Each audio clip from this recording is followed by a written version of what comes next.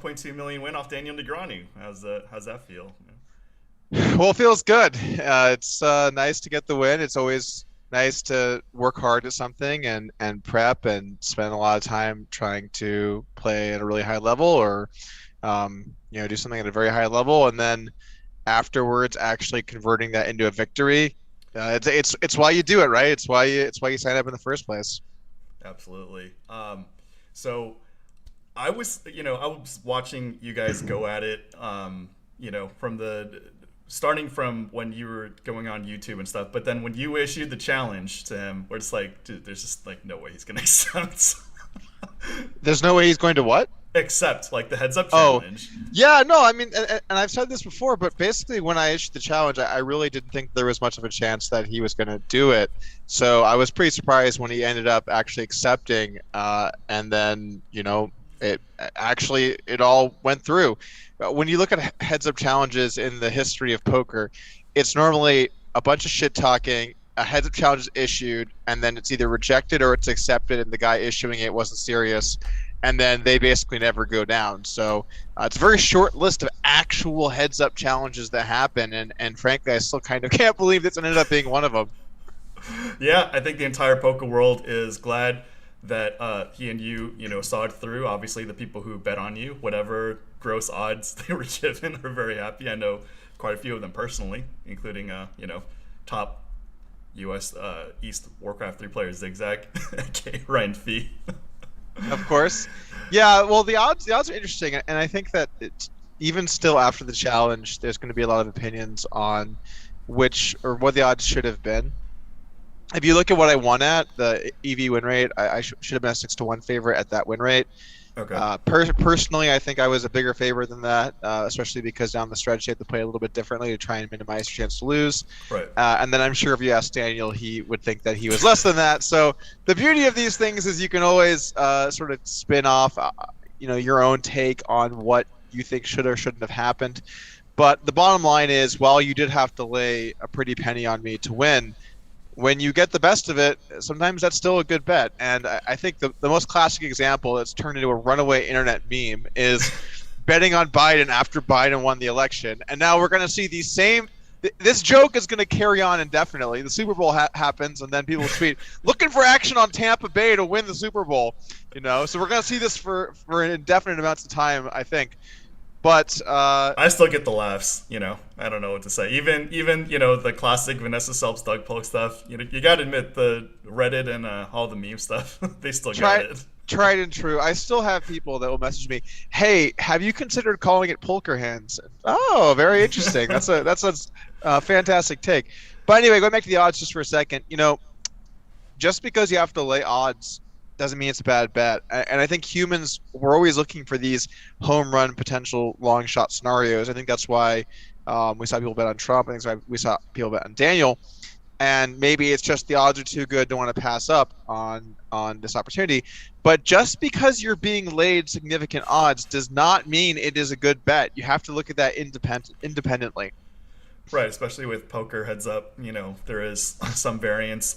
We obviously have a lot of mutual friends, and they were willing to slam on, way worse odds. I wouldn't say way worse odds, definitely worse odds than, we're given. And I don't know, you talk with Ryan Fee obviously more than I do. He did have some comments, like if he did observe that Negreanu was, a bit on the nittier side, especially with the big bets, and I guess he advised you to lay down more. How do you think that would have affected like the outcome or win rate? So my take coming into this was just, hey, we know the answers now to heads up poker. It's not like back in the day when you had to come up with your own answers. We know what they are. So I'm not going to go in here and make assumptions about what he's doing or not doing, even if that maybe could increase my win rate. There are no hand histories. It's very hard to get stats. And he's also changing his style drastically day to day. So I'm not going to come in with this approach of I'm just going to exploit him today because I don't know what he's going to be up to the next day, etc. I would say over the course of the challenge, he did under bluff, and I think that's something that people probably would have assumed on average. But I don't think he under bluffed to the degree that gets made out that Negreanu is just not bluffing. I do think that he worked in bluffs in a good amount of areas. Maybe if he was supposed to have bluffed, let's just say that 100% was the number of bluffs he should have had in a challenge. maybe he was at 50 or 75. It wasn't that he was at 10 or 20 or something. The guy still ran it in a bunch of spots. So I think it's a bit of a dangerous game to get into when you're, oh, I'm just not going to call ever because he's just not bluffing. Well, then what happens if he does, right? Then would you just get owned? Yeah, you do until you figure it out. So I kind of came at it more from a perspective of if I play correct, I'm going to win. Why risk winning? You might say, sure, Doug, you could have won 1.6 or something, but now I'm risking winning way less if he adjusts and exploits me. So realistically, I just tried to play my A game, and I know Fees was quite vocal on just fold, bro, and he tweeted that poll. It said, should Doug have full more Daniel? And then the answer 1, yes. Answer 2, he plays full ring live, bro. I mean, and I understand that take, but my goal here was to play poker at the highest level I could play it, and to make sure that I did my best to win. Again, it's your money, even though, I'm sure he has quite a bit on the line too. It's just like, it's your money. That's why I never want to, mention. Yes, I'm sure Fees had quite a bit laid on this as well. Just my hunch, my instincts. So, yeah, I know he felt kind of strongly about this too, but the reality is, I'm the guy in this seat. He doesn't get to decide the strategy. It's my fucking challenge. I have a lot on the line too. Yeah. And so obviously I'm going to do what I think wins me the most money. So you have a long-standing history with Daniel Negreanu. Obviously, he was a big poker icon. He was influential to both you and me in the beginning of our careers. How do you summarize? I know you've mentioned this on like social media and stuff like that, but you want to summarize the whole course of how that relationship developed? Oh wow, that's a short answer. Okay, we'll do the summary version. Doug, just summarize up about 4 or 5 years. Just quick, please. We have a schedule. No, I think with me and Daniel, we sort of come from different areas of poker. My background's more of an online one. His is more of a live one. I think there's a bit of a misunderstanding between those two worlds. And then also Daniel came, a good number of years before I did. So I think we kind of have these different viewpoints on the way that the way that you should be, the perception of poker and how difficult it is and certain games. And so I think back to the original issue was when we talked about, or when he said he could be 25-50 with 2 weeks of study. Poker stars.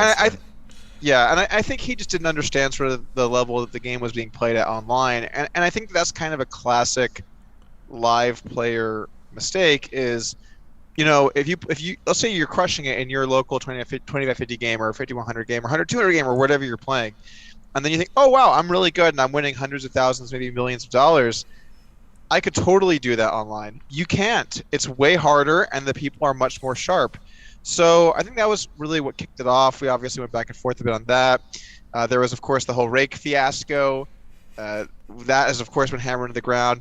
And then there was all kinds of other things in between along the way. But, I think ultimately when he accepted the challenge, I gained a lot of respect for him to be willing to put himself into that scenario where you're going up against someone a lot better than you in a game type that you're not as familiar in, and you're really trying to overcome adversity. And so, I had a lot of respect in him deciding to take the challenge. And I think at this point, most of the past is just water under the bridge, and I think moving forward it will be at least somewhat cordial. Yeah, you guys are like best friends now, right? I mean, all those best teams. Friends. Yep. I get laughs out of that one too. So how do you compare the teams? Like your team, you obviously work with like Noam Brown, who did like Claudico, Lebradas, Torbis, and sorry, what did you say? You're comparing the teams, like your team and versus Negreanu's team. Like how much influence do they have on? Right. So my team was extremely. I didn't work with Noam. You did? Oh, sorry, my mistake. Noam. Excuse me. Sorry. Noam reviewed the guys I did work with, the program they had, and he said it was really good. But there's no association to Noam. That's cool. I had a great team. I worked with Brian Pellegrino and his team of guys. They prepared some really awesome pre-flop stuff for me, some flop single-side solution stuff for me that was amazing.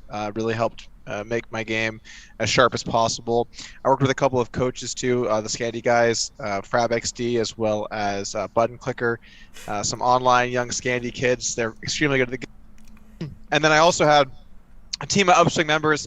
manually tracking out button opens and turn bets and all of that type of stuff. So those guys help too. Frankly, it's tough nowadays to get good at poker. You have to really be doing your best to be balanced in a lot of different situations, and without having the right people behind me, there's no way I could have done as well as I did.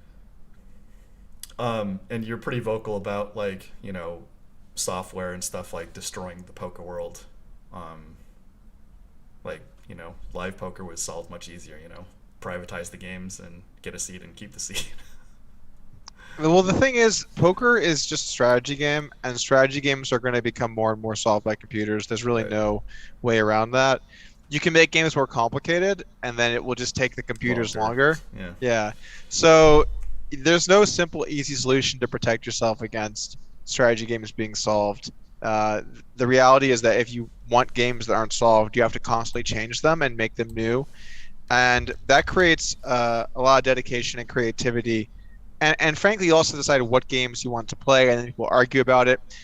Frankly, I fucking hate trying to play mixed games live because everyone's arguing. Oh well, the no limit is already capped, and we need the stud 8, and someone goes, no, we need the 08, and then someone's yelling about some other fucking game, and it's clear everyone's just trying to be nitty and get an edge. So one thing that's nice about no limit hold'em is at least there's a standard set of we're playing no limit hold'em, and that's the most popular game.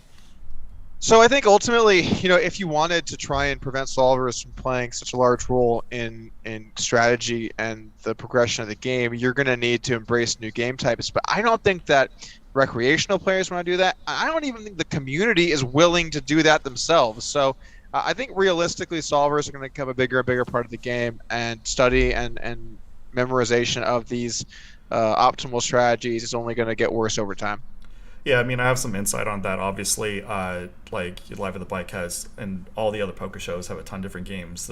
It's just hard for newer players to jump in a game when they don't even know the hand rankings. That's one of the problems with like short deck. Trying to introduce that. Like at least PLO and Limit Hold'em, like the hand rankings are the same, but it's just like so much less exciting to watch, or just like it's more difficult to watch on camera. So, and then I've tried to introduce like alternate games to some private sectors, and just the hand rankings thing just totally wrecks it. Well, the player has to want it on their own. You can't be told what you want, and the average player wants to play no limit hold'em. And I don't foresee that changing until the main event is short deck or PLO or something else. Until that's what's on TV. Until there's rounders, PLO version, which is of course Scandies degenning their rolls off. Until that day happens, there's just simply not going to be a change in the preferred game type. So we have to really do our best online, and sites need to do a good job of policing this in prevention of real-time assistance. That's going to be key in winning the fight moving forward. And then also, when you play live poker, you need to realize that, a lot of the guys you're playing against, they can easily find solutions and study. And if you want to be competitive, you're going to have to as well. I mean, look, if you get in the right game, you're profitable no matter what you play. But even the softer games are going to slowly become tougher because people in those games are going to learn concepts that are good, or they're going to learn from players that are good. And then before they know it, you're going to be playing, or before you know it, those games are actually going to have some players that are maybe not pros, maybe not super sharp, but they're at least not punting off the EV that they once were in many different situations. So, it's something that you have to be aware of and think about moving forward. And it's definitely going to be, finding that balance between software and human play is going to be important for the longevity of poker. So this was clearly a big net gain for you, your brand, Upswing Poker. How do you think this affects Negreanu as a personal brand in his future? I don't think that this ends up being too bad for Negreanu. Obviously, when you go into a challenge and you lose, you take a small hit in just having lost. But that said, he was a big underdog coming in. He was supposed to lose, and he lost. So I don't think it's the type of situation where people think, oh, wow, Daniel lost to a heads-up specialist and heads up. I didn't realize he was bad at poker. But I think maybe some casual people might view it a little bit different. Maybe that people that thought that, live tournament players could compete in other forms of poker maybe have a little bit of a different perspective on that now. But I think that this is, what was weird about this challenge was I was just supposed to win. So if I win, it doesn't say that much about either of us, right? You know, Doug was really good at the game he was really good at. Wow, surprise. Daniel wasn't. He surprised. These are not surprises. I think that people that watched the challenge and saw Daniel's play, I would say that Daniel played much better than I would have anticipated he would going into this. So he can definitely hang his hat on that. And I think that the people that understand poker at a high level and saw the way that he played can have some appreciation for some of the stuff he learned and implemented and some of the hands that he played.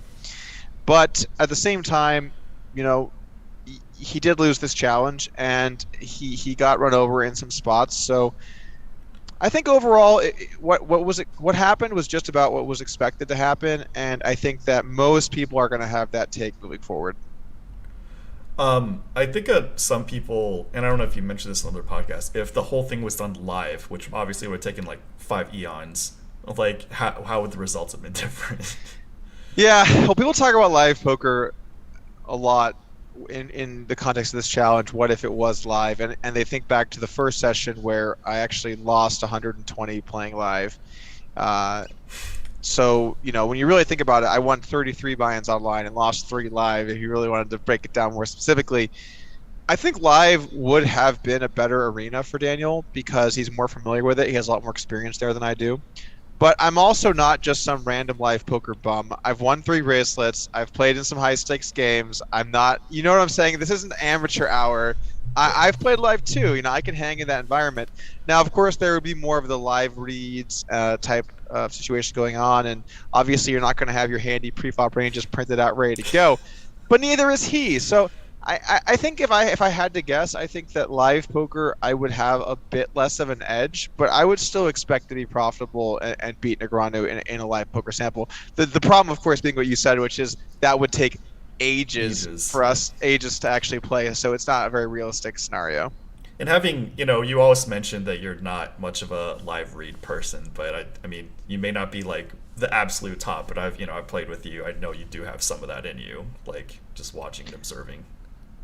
So almost none. I would not. That would not be a part of my game if we played live. I would not be looking for reads. Well, you definitely probe people for information. I'll tell you that. Well, probing for information, I could roll with, but my take on live reads, and I think this has been manipulated by people trying to make my point sound more stupid. I've seen this time and time again. My perspective isn't that live reads don't exist. Of course they do, and of course, especially weaker players have a lot of them. My perspective is, I am better than you at poker. You being the general population. Yeah. Why take that and risk it on live reads when I can just win? My strategy is just to win. So I don't need to know if the guy, you know, where does he put his chips when he's weak or strong, or I'm just going to beat him anyway. If I start playing this game of going with my live reads, then all of a sudden I open myself up to being beaten in some of these spots. Now, if I have a spot and it really is extremely close, I could see going either way. I don't know what the answer is from a theoretical perspective. And now I have some kind of inkling based on what I've seen. I might use that as the deciding factor to make a decision. But only in that scenario. I'm not out here just staring him down and pulling an Alec Trelli with pocket jacks. That's not what I'm out here to do. Because I will win if I don't do that. I guess more specifically is this: while you may categorize like live reads as like, you know, the physical stuff, like you do ask questions, you probe for information, and that's like something that somebody who doesn't speak or, you know, something in an online setting you can't do, and that's, in my opinion, part of, you know, the live setting adjustments. Sure, I think most players though, when you probe for information, they're just not going to say anything. That's fair. Because you know, how many guys? Let me ask you this: you've seen a hand or two in your day. How many guys, when they jam the river, will chat about the hand? Or it's chat in non-zero. general? It's non-zero. Okay, but how many? How many? Okay, more than 50%, probably more than 60% don't say anything. They're frozen. Yeah. Oh, I would say over 90%. You might People be can playing. look this up. Look. You can look this up online. Go watch some streams. Find someone who jammed the river and is chatty. Rare. I'm probably playing weaker fields than you. Very rare. Maybe, yeah. Yeah. I'm in LA after all. Yeah, I Fair. mean, very, very fair point. Either way, you made a good point. Like, it's far and in between, like when those happens, and oftentimes I'm probably playing weaker fields than you, and also watching live streams in which the people are more primed to be chatty under most circumstances, more so than normal. That's fair.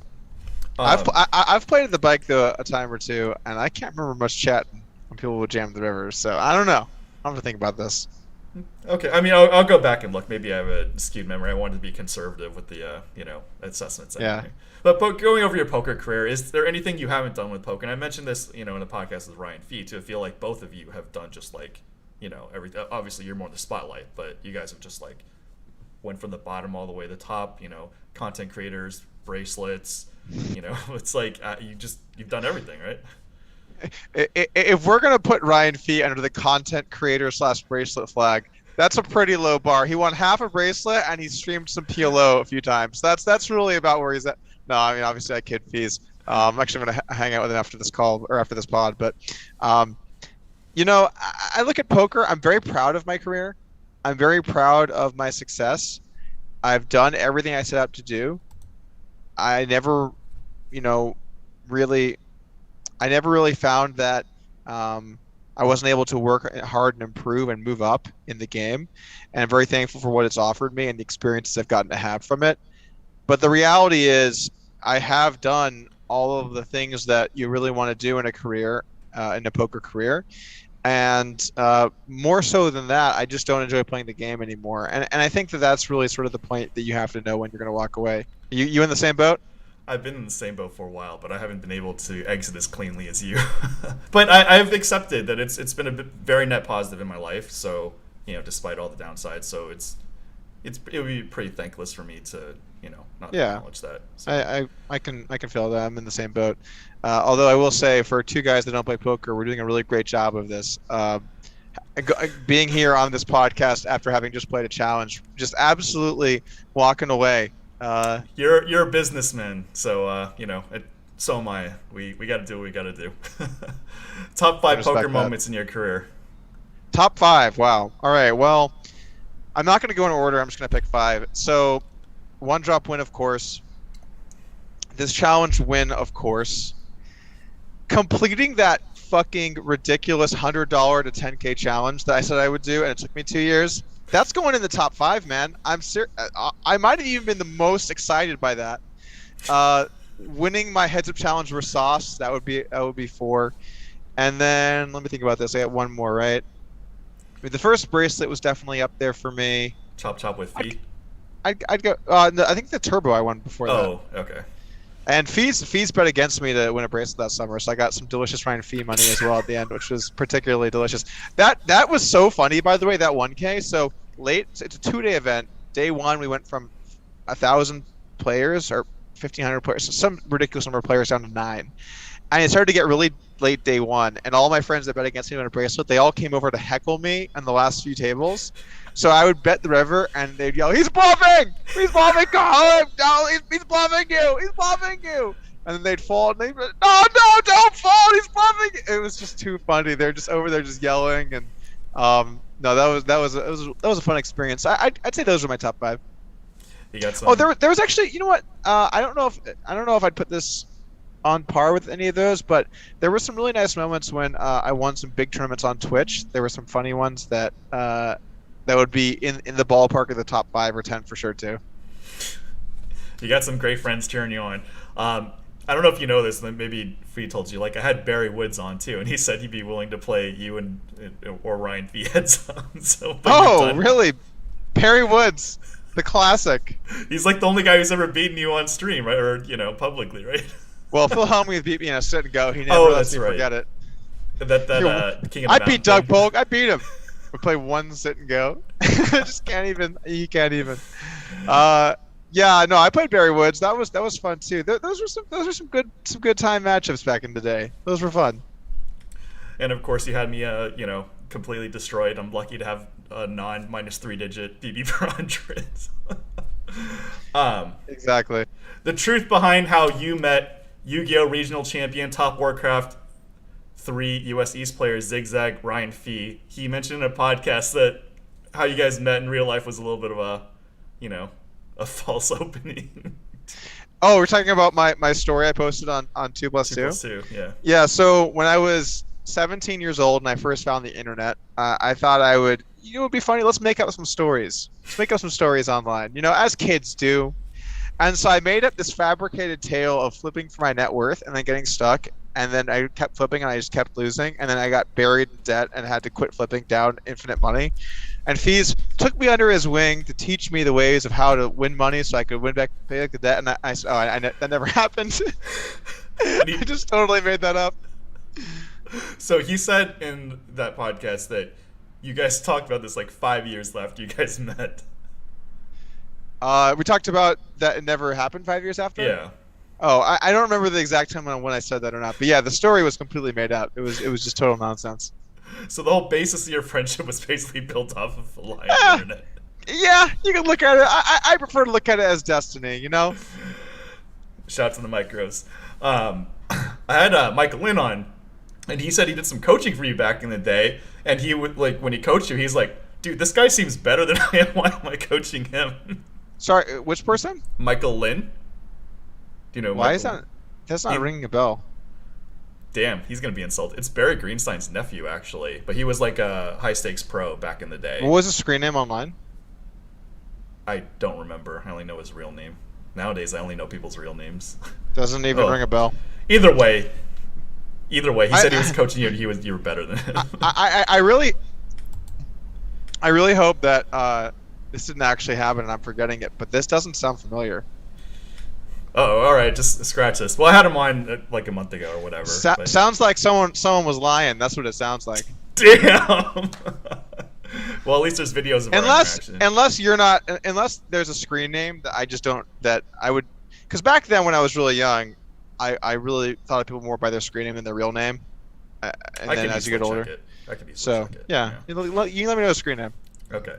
Olympic runner, now 1K, 2K, no one player. Chris Brewer said, you achieved the poker dream, literally starting from the bottom, getting to a point where literally nobody would play you. And now, in the content space, again, you've done just about everything. Like, I've always credited you for a lot of 2+2 posts are just brought to life on YouTube, whereas, like, they would just literally be buried forever in the forums, and just, go. It's nice being able to take some of these great moments that you find in the forums and then highlight them on YouTube, and it's a lot of fun too, because you can find things that are funny and show it, and give credit to the person that posted it and help bring those videos to life. Are you basically just completely done with poker now, aside from running B part upswing? My game plan moving forward is to run upswing, and then if I did decide to dip my toes into play every now and then, and I felt like I wanted to, then I will. I don't see that happening, to be honest, right now. I didn't see that happening before this challenge. And frankly, before this challenge started, I hadn't played poker in over a year or a year and a half or something of that nature. So I kind of just don't see it going that direction. But I'm not going to fully rule anything out. Maybe I have a change of heart. Maybe I start enjoying the game again. I just can't see it, man. I just can't see it going that direction, but who knows? Never know what the future might hold. You issued a challenge. You challenged Tom Dwan. I mean, if he ever came out of retirement, or if you ever accepted, would that be on the table? Once again, I am not planning on playing any more poker whatsoever. If a particularly insane deal happened to come by, I would consider my options, but it's very unlikely. Come on, Tom Dwan has a challenge he has to finish already. He can't come out here with new ones. He's not even done with the old ones. Whoa. All right. One of the highlights of podcasting and poker podcasting is Polk and Poppy. So will you at least grace us with those? Those are literally Polk, the highlights. of course. Yeah, Joey, those pods are they're a lot of fun. Joey's a funny dude. And we've had some great times on that podcast over the years. I mean, I've done that podcast now. I think we first did it back in 2014 or so, I want to say. So it's been about 7 years of podcasting on that channel. It's really not that. Maybe only 6 years. I don't know. I forget now. Time flies, man. It all blurs together. Yeah. No troll. It gets me up when I'm feeling shitty more so than rolled up aces over kings. You guys are good. The- the- How are Upswing Poker and Coin Central doing? Upswing's doing great, and so is Coin Central. They're both doing awesome. Some businesses do better or worse during COVID, and poker has actually had a fairly large boom online during COVID. I've seen more action, more people playing high Yep. stakes. People are interested about learning, so times are good over there. And then of course with the Bitcoin run up, Coin Central's traffic and everything is doing good too. I'm not as actively involved in Coin Central now, although I am still a part of it. Um, I'm spending more of my time focusing on Upswing and my own personal brand and stuff like that. But yeah, both are doing good. I mean, it's been a good time for the online front. Yeah, and like all your buddies are doing well. Like Jason Les just got promoted to being CEO. Ryan Fee just has the world work for him, whatever the hell he does, and Joe Ingram's killing it. Your whole team's killing it. I like that your rundown of my team killing it is Jason Les becomes CEO of a multi-billion-dollar company, and Fees is doing Fees stuff. That was basically. I'm paraphrasing, but basically that's what you said. Ryan And Fee yeah, just that, literally that, has the that checks world out. work for him. He just like you're playing the challenge, and he's just like crushing off him. He's off in the crypto world and It, whatever the hell he does. it's Ryan Fee's world. We just all live in it. No, that is nice. Yeah, the team's great. All my good friends seem to be doing awesome. I mean, a big part of that is just having been in Bitcoin for a lot of years and having seen this run up. And then some of the different business stuff has been going well too. So yeah, it's good to see success for people that is good hardworking guys. And I couldn't be happier for Jason Les, CEO of Riot. This guy has put in the hours, and I've owned Riot stocks since it was 60 cents, and it's $50 today. So that's Wow. quite the run up.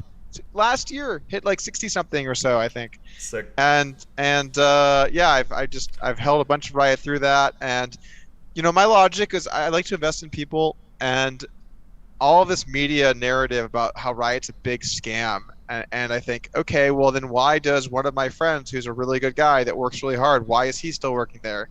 You think that Jason Lowe's would be, oh yeah, this is a scam, I'll work there for a few years. No, the guy's not even going to be there. So obviously this is all fucking nonsense. And eventually he'll weather the storm, and this company is going to be worth a lot. And so it's cool just to see that he's kind of come on the other side of that. As I will admit, the CEO is a big step up, kind of surprising. That's sort of the top CEO of a multi-billion-dollar company, but the guy deserves it. He's a hard worker. I have a lot of respect for him. And back when we used to work together, he always took his job extremely seriously and worked hard. And it's good to see good people, find success in areas like that. Well, I don't want to drag this out, but thank you for all you've done in poker. You set a great example, having cash game success. We all know tournaments are kind of donkaments, but you got some success there as well. Content creator, I don't know who the hell can step up and match you for the hardcore community plus the casual community, and of course the lulls. Any final words for your poker fans on Live at the Bike? Yeah, I just want to say that if you're a No Limit Hold'em player and you're considering learning the great game, as some would say, of Pot Limit Omaha, Upswing just launched the Plo Launch Pad. It is a 9-hour course by Dylan Weisman to take your game from, hey, what are 4 cards, to, hey, I'm winning in this small stakes game or mid stakes game. So if you're a No Limit Hold'em player that's kind of always considered PLO, but it just seems a bit too daunting, I'd recommend checking it out. $99 over on Upswing. That's And my piece. I am going to have Dylan Weissman on in, I believe, 4 days. 1, 2, 3, 4 days at 2 Awesome. p.m. right here, and we're going to be talking about the course and doing a lot of hand reviews. And there's going to be a link below to Upswing for all the courses, and then when we have Dylan on, we're going to definitely showcase the PLO course and go Amazing. from there. So Smart guy. yeah, Very sharp. me, right? Not him. Just kidding. Oh, sorry. Oh, no, you. Yeah, you. Definitely yeah, you me. win. Well, looking forward to all you have moving forward. Upswing, more Polk and Poppy, and wish you the best of luck. I like and that. Polk and Poppy. I like it. I like that. whenever you come back, we're welcome to, or you're welcome to come in and say a few words, and we'll see how you're doing. Appreciate that. Thanks for having me on today, Win. You too.